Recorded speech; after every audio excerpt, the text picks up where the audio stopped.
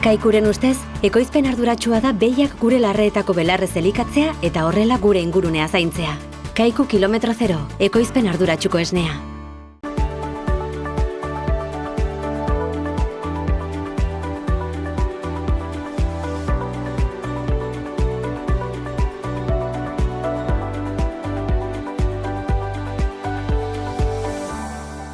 Kaixo eta ongi etorriak Ur eta Lur saio honetara. Gaurkoan gure saioan bi elkarrizketa izanen ditugu eta biak bideokonferentzia bidez eginen ditugu. Lehenbiziko atalean Imotz Bailarara joanen gara eta goldaratzen, ordu Josean Iturralde abeltzaina, bera ekologikoan aritzen da lanean, bai ahuntzekin eta oiloekin, eta berak emanen dugu zertan ari den eta nola ari den lanean horren berri.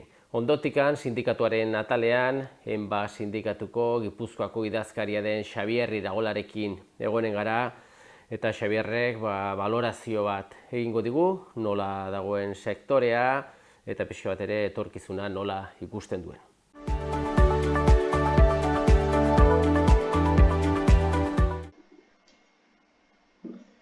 Oraingo honetan, Josean Iturralderekin gaude, badakizue bera, nozbait ere Xaloa telebistan elkarrizketaren bat egin diogu, bera Goldarazekoa da, Imotz Bailarakoa, eta Josean, zu azkenean lehen sektorean buru belarri lanean aspalditxotik, badakigu sektorea ez dagoela bat ere ongi, eta zure kasuan gogoratuko dugu ikusentzulei, azkenean diversifikatu zenuen, pixka bat ahuntzaren esnearekin gazta egiten duzu, ahuntz gazta ekologikoan, eta baita ere zure oiloekin arrauntze ekologikoak ekoizten dituzu, Halaxe da, pixka bat bi frente edo bi esparrutan aritzen zara, Josean?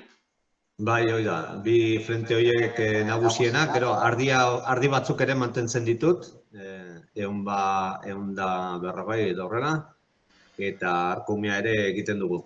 Baina bai, frente nagusienak arrauntz ekologikoa ekoiztea eta ahuntz esnearekin gazta egitea. Bai, badakigu, bai ahuntzak, bai ardiak, bai oiloak, baian behar izaten dutela, eta ezagit, alde hortatikan ezagit suertatzen zaizun jan asko edo bazka asko kanpotik erostea, edo etxean saiatzen zaretela egiten.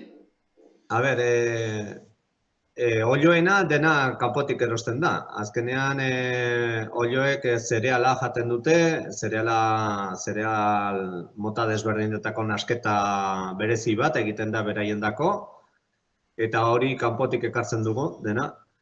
Gero ardiekin ez dute praktikamente pensua gastatzen, ardiak moldatzen ditut nolabait arkumia izateko, baina umaketa saiatzen naiz alden eta beranduen egitea, pixka bat garai batean egitetzen forman, udaberria aprobetxatuz, jan gehiena dagoela kanpoan, eta, hemengo naiz, hemengo bazkarekin eta horrela nolabait aurrera ateratzen dira eta aurkumea azitzen dute kanpoko jangarriekin.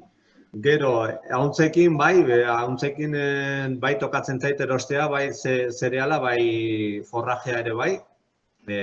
Naiz eta egiten dugu zerbait, hemen, negua pasatzeko, baino da negua pasatzeko. Gero ja udaberritik aurrera, naiz eta kanpoan jaten hasten dien eta horrela, esnea egiteko ahuntzak edo animali gehiena, nire eta izatezu zela, azkenean animaliak ematen dizu soberan duena. Lehenbiziko bere gorputza zaindu eta gero guk soberan ematen balen badiogu, beraiek sobrantea egiten dute, ekoizten dute eta hori da guk entzen dieguna, orduan eman behar zaie jana. Jende askok pentsatzen du ahuntzak bere kabuz hornitzen dela eta jazta, baina bai, bere kabuz hornitzen da, baina bere gorputza zaintzeko eta nahikoa egiteko, Baina nabalen badiozu esnea kendu, eman behar diozu hobeto eta zaindu behar duzu bereziki. Eta horretarako, bazka on bat eman behar zaio eta erabiltzen dugu forrajea eta laguntzeko bere elikaduran eta baita zereala ere bai. Bai, ez dakit. Hauntzan gaztan denboraldia, gazonan denboraldi hori, ezagit nola egiten duzuen, banak egiten duzuen denboraldi sasoian, edo nola izaten da pixka bat. Guk hauntzak hemen gure klimatikoki eta horrela, ere, pues, umatzen dute otsailean. Otsailean ja negua nolabait erdi gaindituta dagoenean, umatzen dute, gero beraien denbora pasatzen dute, hilabete bat gutxi gorabehera, umea zitzen eta horrela, eta ja, pues, udaberriarekin, janaberriarekin, eta horrela, hasten gara hori ordeinoan, eta hor hasten gara ekoizten gazta. Eta gazta berria egiten, martxoan hasten gara. Naiz eta saiatzen gara ere, hauntza batzuk igual udazkenean umatzeko eta horrela nolabait etenaldi hori ez izateko batez ere dendetan, ez? Denda gutxitan saltzen dut gazta, gehien bat ferietan saltzen dute gazta gehiena. Azkenean baita ere etekin aldetik edo biabilidade aldetik, ez, ekonomikoki zuzenean saldu beharra dago hauntz gazta, azkenean ekoizpen berezi bat da, ekologikoan da, eta margen hori, igual dendak eramaten duen margen hori guk atera beharra daukagu salmenta zuzenarekin. Orduan, ez dut komertzializazio handi bat egiten dendetan, eta horrela, Iruñan baditut 4 puntu, gero hemen Baieraetan ere pues, puntu pare baten, eta orduan neguan izaten dut beti uzten dut pues, hauntz talde txiki bat, udazkenean edo umatzeko nolabait ez mozteko pues hori, dendetara banatzen dudan gazta hori. Zergatik dendetan erabiltzen dut ere gehienetan egiten dut gazta freskoa edo tiernoa, ez? Saltzen dut denda horietan. Eta orduan, pues horrekin mantentzen dut pixka bat esaten ezagun merkatua, eta gero ja martxo aurretik jazten dira feriak ere herrietan, eta horrela. Hauntz gazta hori ezakit, gero jateko moduan egoteko, fresko ez dena zenbat denbora behar du egiteko gazta beraia, saltzeko. 2 hilabete terdikin, gu hasten gara saltzen berehala, Zergatik hauntz gazta guk egiten dugun mota, nik esne pasteurizatuarekin egiten dugu gazta, eta orduan lehenengo egunetik saldu dezakegu gazta. Orduan, hasi berrian, ekoizten hasi berrian, pues martxoan edo apirilean oraindik dago biguna, o esan da zagun tierno, erdea esaten den bezala, eta horrela, baino geho ja hortik aurrera, 2 hilabete aurretik, orain udan ari gara saltzen gazta ondua, eta ja hemendiken abenduraino gazta ondua salduko dugu. Orduan, Josean gero, pixka bat, hauntzoiek erditzen direlikan, horko antxumeak ere ezagit salduko dituzu ezagit? Antxumea saltzen ditut, pues hori, harrak eta horiek denak saltzen ditut, saltzen ditut, salmenta zuzena ere egiten dut, baina gaurko gunean, lehena salmenta zuzena gehiago egiten genuen, nolabait legal, esan dezakegu. Bakizu, etxetik saltzen zen eta horrela, baina gaurko gunean dena joan behar du mataderotik pasa behar da, eta hortik eramaten digu mataderora, eta gero hortik ez dakit nora joaten dien. Egiten dugu, ez dut alako antxumekin eta horrela ez nahi saiatzen olako salmenta zuzena hori eta horrela egiten. Bildotxakin bezala izango zen orduan, ez? Eramaten dute? Hori, eramaten dute komertzialak eta ja mataderora joaten die eta... Ardigazta edo ardigazna badakigu oso ospe handia du, asko konsumitzen da. Hauntz gazta berriz, oraindik ez du hartu behar duen balorea, ezagit, jendea oraindik ez ezaguna delako, edo nola saltzen dugu hauntz gazta, zer esaten aldugu? Claro, gure kulturan gehiago da, ardigazta, noski, eta ospe handia hartutako produktu bat da, eta gainera merezitakoa, beti danik herri guztietan hartzainak izan dira, eta izan gara, praktikamente, nire aitarekin ardiekin hasitakoa naiz, ardietan ondoan. Hau gauza berri bat da, gure zonaldean ez dago hauntzerekin ekoiztena ari direne jende gehiegi, hola hauntz gazta egiten eta horrela, orain ja hasi da mugitzen pixka bat, gu gara lehenbiziketarekoak, baina ja pixkanaka ari dira gazte batzuk ere horretara moldatzen. Eta hauntz gazta ari da pixkanaka bere tokia hartu nahian, ez? Eta merkatuetan ari da, bueno, jendeak badakizu, jendea ere berehala konturatzen da, bueno, badidu bere ezaugarri berezi batzuk ere baditu hauntz gaztak, ez? Berezitasun batzuk osasun aldetik nahiko onuragarria direnak, azken finean da, nik lema gisa gehiena erabiltzen duena, merkatuetan hori da, gizakiarekin antzokotasun gehien duen esnea da, eta nolabait horrek egiten digu homologazio horretan, ez, elikadura aldetik oso eramangarria, ez, digestio aldetik, eta horrela, intolerantziarik ere ez digu ematen, gehien batean, eta hori, alde hortatik eta horrela estimatzen nahi da, ez, dietetikoki ere grasa gutxi duen gazta da, eta, bueno, ari da pixka bat ospe hori hartzen, bai? Bai. Eta, bueno, ze izenarekin saltzen duzu hauntz gazta? Nik Eko Jaondo, guk gure marka da Eko Jaondo, bai arroltzen dako eta hauntz gaztaren dako ere bai. Azkenean Ollaondo da, Ollondo edo Ollaondo da, gure menditxoa, gure finka edo granjaren ondoan dagoen menditxo bat da, eta hortik hartu nuen izena, eta baita ere gero erantzi nion ekologikoan ari garenez, Eko Jaondo, eta uztartu nuen izena. Bai, eta, bueno, pixka bat hauntzetatik oioetara pasatuaz, bueno, oioak, badakigu behintzat oioak ez zirela jaitsi behar, eta, bueno, baina beste motatako ekoizpena dugu, eta produktu fresko ere, ez? Bai, oioak, bueno, da animali bat oso emankorra da, oioa. Oioa emankorra da, eta oioa, bueno, baditu berezitasunak, ni berria naiz mundu horretan, baina, bueno, ja dara mazkit ere hasi nintzen 2014an uste dut hasi nintzela, lehenbiziko taldearekin. Eta ongi, oioak, bueno, ez esan beharrik, jendeak oso azkar ematen dio ekologikoan, arrotz ekologikoa eta horrela oso azkar, esan nahi dizut, irudikatzen du animalien ongi izatearena, eta da, nik uste jendeak oso erratz hartzen du hori, irudi hori, ez, ongi zaintzearena, eta babes hori, eta horrela. Eta hori, eta salmenta aldetik eta horrela, jendeak asko estimatzen du,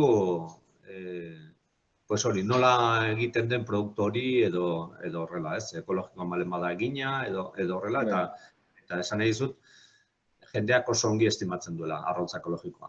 Bai, hor zulen aipatu bezala, bazkenean pentsu aian barra dute oioek, pentsu ekologikoa, eta pentsu bera garesti baldin badago, suposatzen dut ekologikoa are garestiago, ez? Bai, gertatzen dena da, begira ze gertatzen nahi den. Azkenean, pues hori, gertatzen nahi dena. Bueno, badakigu komunikabide guztietan dagoela, gerraren kontua, orain konturatu gara denak ematen du Ukrainatik etortzen zela dena, eta ez da izen bat zereala, eta ez da egizer. Baina, bueno, hori da kontu osoa baten parte txiki bat. Zengatik naiz eta gerra hasi aurretik ere ja hasi zen ja igotzen zereala, pues hori, igoera. Eta nik uste hor badago atzetik ere pues mundu honetan pues gauza askotan gertatzen den bezala, ez? Espekulazio zea bat dago, espekulazio lan bat dago, eta merkatuak eta kapitalak beti erabiltzen du edozein arazo, gizartearen edozein arazo, bai dela pandemia, bai dela portuak ertxita dauela, bai dela gerra bat dela, edo bai dela ez da gizer, merkatuak, kapitala beti baditu bere tresnak espekulazioan ibiltzeko. Eta hori da beste bat, eta orduan, espekulazio horretan, pues, denak gara kaltetuak. Zeratik guain, pues, bueno, gerra dela eta horrela, pues ja badute eskusa bat esateko, ez da izen bat zereala dagoela geldituta handik, eta hemendik, eta ezin direla atera, eta orduan prezioa gora, eta gerra etzegoenean, pues barkuak zauden beteta, baino en altamar esaten dutenak edo, geldituta, pues hori, zeratiken bolsan, esperoan, abertze igotzen den prezioa, eta gero bideratu portutara, eta, bueno, ordu, gero eta gehiago gizartea menpean dago, kapitalaren menpean dago, gaude, eta orduan, konsekuentzia horik jasatzen ari gara. Eta, bueno, noraino eraman gaituzten zengatik. Gaur bertan izan dut bisita, guk pentsuak hartzen dugu Frantziatik, eta hemen hurbiletik, baino Frantziatik, eta gaur etorri zait bisitan, eta zurekin aritu horretik etorri zait bisitan, eta esan dit, pues hori, asmoa iguera izango dela, gero gainera aurten, pues seguraldia dela eta lehortea dago, eta hori, eta produzio aldetik, eren bat gutxiago produzitu da, eta horrek ekarriko du, hori, prezioaren igoera.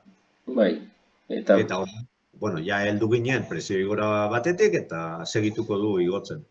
Hori aurrezita dago. Bai, arraultzen kasuan, arraultza bera bakarrik saltzen da nahi dut esan produktu oso ezaguna da, zu diozun bezala arraultza ekologikoak, ja izen bat du, edo, jendeak relacionatzen du animaliaren ongi izatearekin, eta nahiz eta arraultze bera garestitu, dozena bat arraultzekin adibidez, asko jaten alda, ez? Azkenean badu bere, eskuragarriago dela produktua, ez? Behintzat, konsumitzaileentzat. Bai, hori da. Nik arraultzekin hori ikusten dut, zengatik arraultza adibidez, arraultza gaina osasunki oso elikagai bikaina da, oso bikaina. Eta nahiz eta pixka gehiago pagatu, merezi du, zengatik oso ona da. Osea, nahi duenak begiratu bezala, eta gure lehenaukoak egunero jaten zuten arraultza, eta hortxe nik etxean gehienak, aita eta largoi urtekin joan dira, eta ez dakit nola esan, baina arraultza jaten zen egunero, eta hori gaurko gunean demostratuta dago elikagai hoberena dela. Zer gertatzen da prezioetan horrekin ere, gauza horiekin, zeratik guri markatzen digute bihurtu zen garai batean, bai arraultza, bai ogia, bai esnea, por ejemplo, produktu batzuk nolabait gizarteari erakutsi digute horiek oso merkeak izan behar direla. Oso merkeak. Dira produktu basikoenak, baina oso merkeak izan behar direla. Eta orduan, jendeari iruditzen zaio, dozena bat arraultz, pagatu behar balen badu dozena bat arraultz, 5 euro, por ejemplo, iruditzen, osklas, 5 euro, jode. Eta joaten zara, desaunatzen dut, jozein honetan pintxo bat hartzen duzu, pintxo bat, eta gaina demostratuta pintxo bat, kafetxo bat eta zehat, nagoen duzu, ardo erdi bat, eta kobratzen dizute 5 euro. Eta nik pintxo horrekin eta ardo eta kafe horrekin goiz erdia ez dut pasatzen. Eta dozena bat arraultzekin egun guzia pasatu dezaket. Baina erakutsi digute, hori izan behar, dozena bat arraultz, euro bat eta pikoan izan behar dela. Nik ez da izan arraultza izan behar duen, euro bat eta piko pagatu behar golen bada, edo 2 euro denda batean zegatik ekoizleak ez da ez olio horiek ez dakit, dola biziko dien, fabrikatuko duten arraultze hori. Baina hori erakutsi digute eta ogiarekin ere gertatzen da. Ematen digu mina, pagatzea euro bat eta erdi, erakutsi digute mina ematen, hori sortzen mina hori, garestia, eta azkenean ogi hori, baina bueno, altxatu dena goizeko 3etan ogi hori egitera, mesedez, zerbait eman beharko baina, ni pentsatzen dut, eta gio gaina askotan nola gostatzen zaigun oso merke, botatzea ere oso gutxi gostatzen zaigu. Zengatik aurreko eguneko ogia ez dugu jaten. Osea, Gara gizarte bat, konsumitzaile bihurtu garena, pues konsumitzaileak hartuta gota baino. Eta esanekin ere gauza berdina, ez? Eta, bueno, horretan gaude. Orduan, pues bueno, ikusiko dugu, cambio klimatiko eta jendeak asko hitz egiten du, cambio klimatikoa dagoela, kezkatuta, eta ez dakit zer, baina inork ez dugu utzi nahi, abioia hartzez, ez dugu utzi nahi, pues hori, konsumo barra egiteari, eta ez dugu, bueno, gauza asko. En fin, hor da, atzetik gauza asko. Bai, Josean gu ikusten dugu behintzat, bueno, hortxe jarraitzen duzula urtea joan urtea etorri sektorean lanean, gustokoa duzu sektorea, eta, bueno, ekologiko aldetikan egin zenuen apostua eta garbi dago, ez, etorkizuna horti dagoela, eta zu duzun alde hona zure kasualen aipatu duen dibertsifikazio hori, ez daudela dana azpi sektore bateri bideratua, baizik eta bi edo, bueno, beste ardiak ere hor dituzu, frente ezberdina dituzula, eta bat hauekio daulikan beste hau gaizki, eta, bueno, eta aurrera borrokan, ez? Bueno, afizioak egiten du aurrera segitzea. Eta gure munduan izan behar da afizioa. Guri afizioak aurrera egiteari ez diogu utziko, eta lanari ez diogu utziko, eta ordua sartzeari ez diogu utziko. Eta orduan, bueno, da gure bizitzeko modu bat, eta, bueno, makurrago ere ni herrikoa naiz, eta hor zortzia nahi arreba gara, eta egoera makurragotik ere etorri izan gara, eta ikusi dugu. Baina, bueno, ez dago inorendako. Eta ez dago inorendako, ez guretako, baina ez, kale joko jendearendako ere ez, baina, bueno, aurrera egin beharko da, eta ikusiko dugu. Bale. Oso ongi, Josean, eskerrak eman zuri azalpen hauek emateagatik, badakigu beti lanpetu ere ibiltzen zarela, eta eskartzen da zure borondatea, eta, bueno, bizitzarekiko duzun ikuspegi ere. Ongi izan, eta beste bat arte? Bai, eskarrik asko, zuei, ongi bili. Kaikuren ustez, ekoizpen arduratsua da behiak gure larreetako belarrez elikatzea eta horrela gure ingurunea zaintzea. Kaiku kilometro zero, ekoizpen arduratsuko esnea. Sindikatuaren atalean gaude, eta hementxe ikusten dugu gurekin, Xabier Iraola, hortxe dugu, Gipuzkoako enba sindikatuko idazkaria, eta, bueno, Xabier, ja, uda bete-betean ja sarturik gaude, eta badakigu ez, lehen sektorean, bueno, azkenean urtaro guztietan izaten dela lana, eta ezakit ze balorazio egiten alduzuen sindikatutikan nola dagoen sektorea momentu honetan? Bueno, sektore batzuk, edo sektore gehienak momentu honetan lanaz tope, ez? Bai batez ere baratza eta frutako azpi sektoreak edo hori, baina, bueno, ganaduzaleak ere hor daude, belarra lana bukatzen, ez? Eta hartzai batzuk ere bai, hori, jesteko azkeneko ondarrak, ez? Gesten, ez? Eta, bueno, une honetan eguraldik aida kondizionatzen, ez? Egoera. Egia da, eguraldi bero haundik egiten nahi dara, ez? Azkeneko hori. Baina egin dunen ere, euri langarra edo fundamentu gabeko ebie izan dugu, ez? Eta esan beharra dago, une askotan, lurren lehorra daula, gorrituta daula, belazek gorrituta daude, une askotan, eta ezakit, nola bukatuko duen udara, edo udara nola izango dan, batez ere ganaduzaleen kasuan jana aldetik. Bai, hori da. Kezkatuta pixa bat. Hori da arriskoa, ez, azkenean badakigu ez, ganaduzaleak uda baliatzen dutela negurako bazkak egiteko, eta, bueno, are gehiago kontutan izan da, lehen gaiak ari diren duten prezioa eta aurre ikusten dena, alde hortatik kezka puntu bat, ez, etxean bazka gutxi biltzen baldin bada, eta gainera, kanpoan erosi beharko bazkorik garesti baldin dator, kontuak nola atatzen diren. Bai, azkenen da, esaten, azken aldi honetan, oiko egie da esatea tormenta perfecta gaudela, ez, ekaitza perfektuan, baina horrela da, azkenen kanpotik ekartzen dezuna, askotan aurkitzeko larri, aurkitzeko larri. Ja ez da askotan prezioaren gorabehera, hori ere bai, baina askotan produktua elikagaiak ekartzeko oso gaizki bitzekea. Eta gero bestetik, ekartzen dezuna oso garesti. Eta orduan, horrelako egoera baten, bertako etxeko jana ganaduzalen kasuan ahalik eta gehiena eukitzea oso garrantzitsua da. Ez?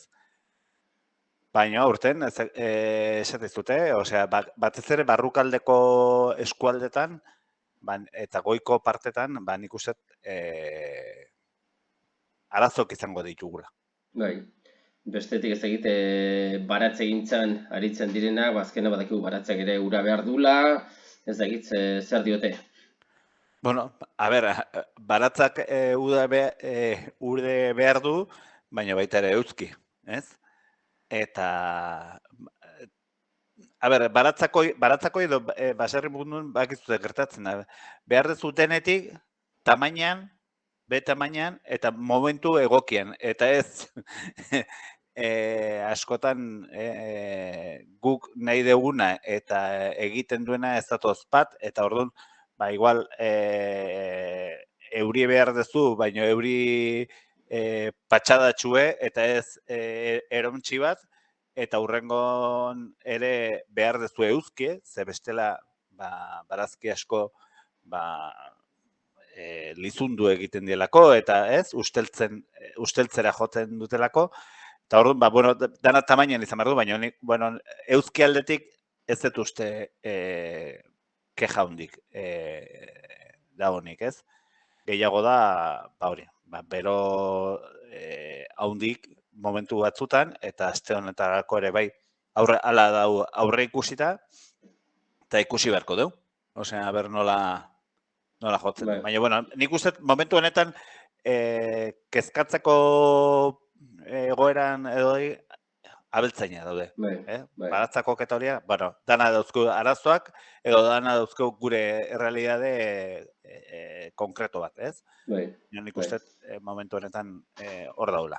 Bai, fruta arbolak ere hor ditugu, batipat sagarrondoak, sagaztiak, eta, bueno, horten zorionez ez, normaltasun batez iaia bizi izan dugu txotx denboraldia, sagardoa bertako edaria, asko edaten dena, ez dakit, sagarrondoak aurten sagarra nahikoa baduten, edo badirudi ez, esaten dutenez, bezeri edo 2 urtetik behin ematen den hori badela, ez?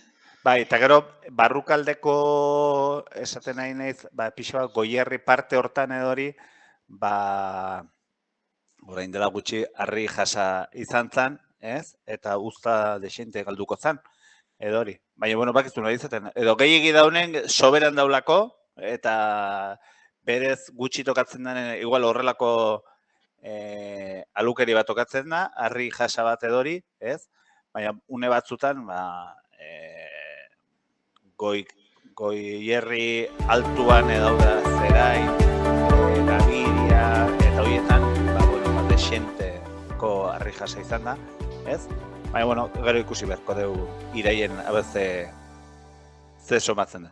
Bai, horre, bueno, sindikatuaren ikuspegitik, bi aldeart ikusten direz, bat nekazeria edo abeltzaina bera, kalitateko produktuak ekoizten dituena, eta bestetik konsumitzailea. Hor dago konsumitzailea, azkenean krisi orokor honek konsumitzaileari ere eragiten dio, eta, bueno, azkenean konsumitzaileak ere pixka bat, bere eskuragarritasun hori limitatzen da behar bada, ez? Zerek badakigu produktu honak bere prezio behar dutela, eta ezakit biak uztartzea behar den bezala ez da erreza izaten, ez? Ez, eta une delikatu da, osea, danak familia asko eta asko larri dabilela, edo estu, ez?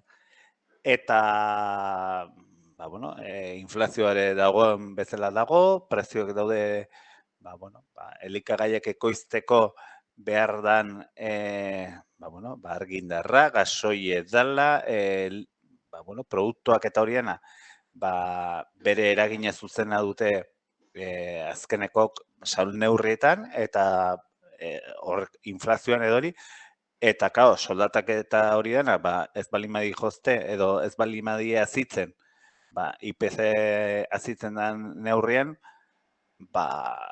hor, azkenen konsumitzaileak normala den bezala, nolabaiteko bere erosketa autua egiterakoan, neurriak hartzen ditu. Edo gutxigo konsumitzen du, edo eta beste erabateko produktuak hartzen ditu. Eta hor badago, produktu freskotan gutxixo konsumitzeko joera bat, eta gero elikagai lehorretan esaten dena, hau da, enpaketatuta dauden horietan, saltokitan erosten deuna, nolabaiteko maila baxuxogoko elikagaiak erosteko, hau da, eta hori ikusten da distribuzioko marka edo marka zuria igotzen nahi da, bestea baino desente gehiago. Hor badago, azkenen prezioa baxuon aldeko produktuen aldeko joera bat, espero ezagun konjunturala izatea, puntuala izatea, baina bai, hori azkenen aldi beren ere esan beharra dago egoera larria dela, baina oporreta eta bioiak etengabe ateratzen nahi die gure aeroportuetatik, eta hotelak lepo daude, orduan, askotan esaten deuna, momentu honetan, konsumitzaileak, eta ez esaten beste batu, guk nahi du denetik, eta orduan, denetik, oporretara joateko, otorduk etxetik kanpoko otorduak igotzen nahi die. Eta orduan ematen du nolabaiteko inkoherentzi bat dagoela. Osea, ez du nabil, baina oporretara noa, gero eta gehiago, gero eta urrutigo, eta gero eta otordu gehiago etxetik kanpo, erropatan, kirola egiterakoan, ezakit, ozioak gero eta dirutzak gehiago eramaten du, etxeko gastuetan, eta ematen du nolabaiteko inkoherentzi badaula. Baina azkenen, jendek ez dio uko egin nahi ozioari, ez dio uko egin nahi oporrari, ez dio uko egin nahi etxetik kanpoko otorduei, eta azkenen zer egiten du, denetik egiten du, baina dana merkexoa. Eta orduan, horrek egiten duena da, izugarrizko eskaintza eta apuntatu, 6 hilabete lehenago hartu bidaiak, otorduak ere maila baxugoko otorduak egin. Etxetik kanpo, baina beti maila baxugoko otorduak eta bidaiak ere bai, eta dana. Eta etxen ere zesanik ez. Etxen ja hori gure etxen esaten den bezala, etxen gertatzen dena, etxen geratzen da, eta ez da ikusten, bizilaunek ez dute ikusten. Eta orduan, hor argita garbi ikusten da, salneurri baxuxogoko elikagaien alde jotzen nahi dela. Deneta iristeko, denetan estutu ibarra du. Ez zerrei uko egiten, baina denetan estutu egiten da. Eta, horrek ekar dezake, lehen sektorean, zenbait nekazaria beltzain, kontuak ez ateratzea, eta, ez hori txarrez, behar bada ikuiluak edo beraien ekoizpen utzi, eta beste bide bat hartzea. Gauza betikoa ez, azkenean ez ditugu falta botatzen, joan arte edo desagertu arte ez, eta inork ez genuke nahi hori horrela izatea, baina ez dakit zeinek eskua sartu behar duen, administrazioak sartu behar duen eskua oso zertan, ez dakit sindikatutik ze irtenbide ikusten duzu. Egoera, irtenbidek ez dago, ez bakarra ez erresa. Nik sarri askotan esaten detena da, guk nik uste dut, jendeak gero eta kontzientzia handigo dake, bertako elikagaien alde. Elikagai edo elikadura jasangarri baten alde, ingurumena mantentzeko, paisaia zaintzeko, eta horian, eta esatezu, variable hori edanak, gure alde izan arren, lurraldea kudeatzen duna, paisaia moldeatzen duna, elikagaiak ekoizten ditunak, hau da, berdin edienak, hau da, baserritarrak, gero eta okerrago daude. Zertan huts egiten dugu, zerk faiatzen duen, ez? Naiz eta teorian gauza guztiak edo variable guztik baserritarren alde eta baserriaren alde egonik, zergatik ez du. Eta, bueno, leheno esan deuna, osea, azkenen, baserriaren inguruko eta baserritarren nolabiteko etxe hori edo eraikin hori mantentzen da gutxieneko baldintza batekin. Hau da, erregentagarritasuna baldin badau, beste gainantzekoak ere badaude. Eta momentu honetan, esan duen bezala, danetan estutzen juten gean ez, konsumitzaile gisara, errentagarritasun hori oso kolokan dago. Eta hori da pixa bat. Bai. Bueno, Xaber, ikusiko du, uda partea nola joaten denez, orain bero heldu da, guraldiak aldatzen duen, eta, zaparrada on batzu botatzen dituen ere, eta, gauzak hobera egiten duten. Badakigu ez dela egoera erreza, baino lehenbizikoak horrelako egoera zaietatik atera izan du direnak, eta eredugarriak direna, beti ere baserritarrak izan dira, eta krisi baten atzetik beste bat heldu delikan, bereiek dire ateratzen direna beti ere ez. Bai, eta espero dezagun, oain gontan ere ateratzea, eta aterako gea.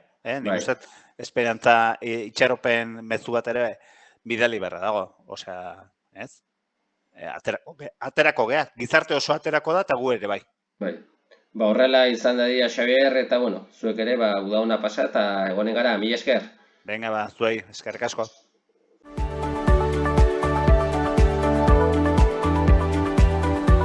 Besterik gabe, agur esateko ordua iritsi zaigu eta eskerrak emanez zuen arretagatik agurtzen gara. Ongi segi.